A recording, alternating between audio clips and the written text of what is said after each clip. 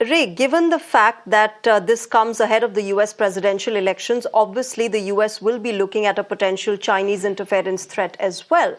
But as far as the two sides are concerned, the Democrats and the Republicans, we've seen Kamala Harris mention China only once during her DNC speech. Topics of Taiwan, Uyghurs, Tibet, all of these were probably very strategically not mentioned in her speech. Does that give out also a message that if Kamala Harris wins, she will be looking at recontouring and reimagining the China-US relationship, which was strained during Trump's regime? Well, I think it would be only natural to make some adjustment to the U.S.-Chinese relationship. Whether that means she's going to be soft on China, I don't think so. I don't really know the reasons why she didn't talk about the Uyghurs or other people or other issues with China in her speech. I'm sure that if she gets to be president, she's going to take a similar line to other administrations because, I mean, China is one of our major clients, but also our major competitor. And it's only natural that we would look at them as, a nation that we need to be concerned about. And so I probably don't see a whole lot of difference, with her and Biden.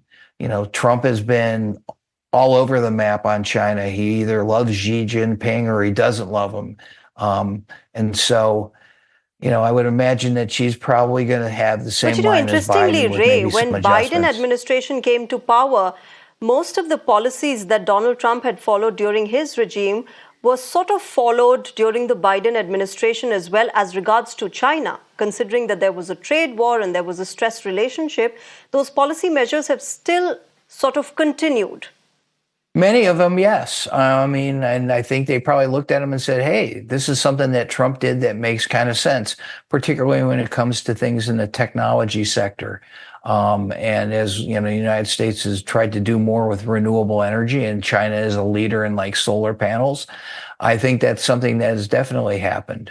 The relationship with China is one that's going to be with us forever. I certainly don't think we're ever going to go to war with China. That would be a disaster. Our economies are intertwined, but we have different views of the world. And so, that's going to be a push-pull in terms of policy toward China.